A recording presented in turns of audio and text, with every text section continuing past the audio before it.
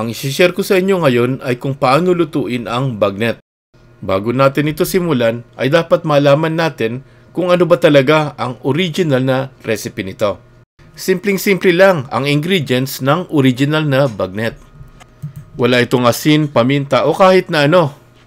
Ang kailangan lang natin ay yung tubig at karne ng baboy, particularly yung pork belly.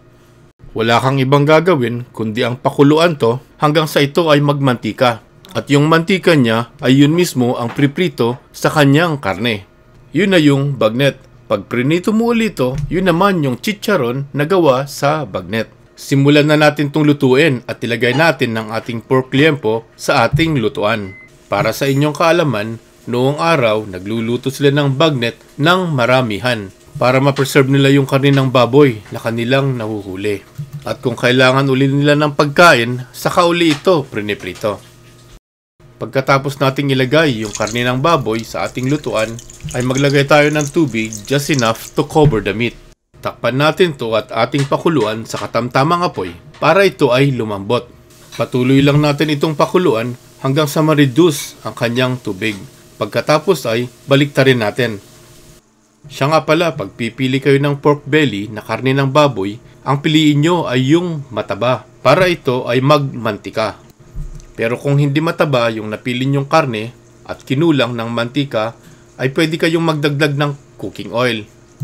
Yun nga lang, maiiba ng konti yung lasa ng iyong bagnet. Kaya mas maigi pa rin na maprito yung bagnet sa sarili niyang mantika. Habang nagpriprito tayo para hindi magtalsikan ng mantika, ay takpan natin ang ating lutuan ng splatter screen. Patuloy lang natin itong prituhin, babalik-balik ta rin hanggang sa mailabas niya ang karamihan ng kanyang mantika. And eventually, napriprito na ang karne ng baboy sa sarili niyang mantika. Ito na ang kinalabasan ng ating priniprito.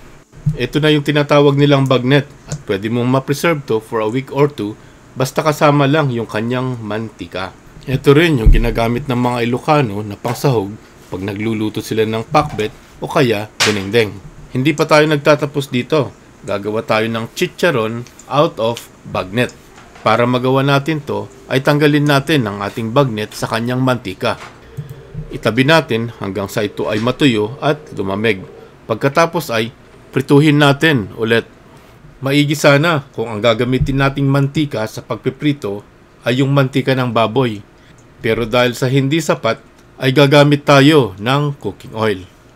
So, ibuhos natin sa ating lutuan enough para prituhin ang ating bagnet.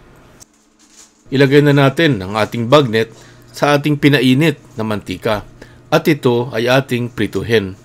Babalik-balik na rin natin hanggang yung mantika na nagpapabigat sa kanya ay mabawasan. Siya nga pala, baka nagtataka kayo bakit 2 piraso na lang ang priniprito natin. Yung isa kasi ay tinabi ko at gagamitin ko yun pag nagluto ako ng pinakbet. Malalaman mong luto na ang iyong chicharon bagnet pag ito ay lulutang-lutang na dahil nabawasan na yung mantika na nagpapabigat sa kanya. Hanguin na natin to at ilagay sa isang serving plate at ito ay ating hiwa-hiwain. Itong chicharon na to, chicharon lang ang tawag nung una. Pero nung lumaon ay tinawag na rin itong bagnet. So alam nyo na kung bakit 2 beses priniprito ang bagnet. Yung una, yun yung pang-preserve. Yung pangalawa ay pag prinito mo ulit at gumawa ka ng chicharon. So eto na yung bagnet na hinihiwa natin. Kung madidinig nyo ay talaga naman na super crispy and crunchy ang kinalabasan.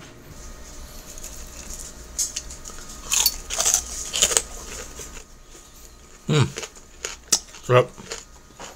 Ito ng ating bagnet at napakasarap to kung may kasamang sausawan na pinaghalong suka, bawang, sibuyas, kamatis at sili. Ito po si Pablo ng My Filipino Recipes. Kung nagustuhan nyo itong video na to, ay huwag kakalimutang mag-like. Mag-subscribe na rin kayo para sa mga susunod pa nating ginagawang mga video. Maraming salamat po sa inyong lahat.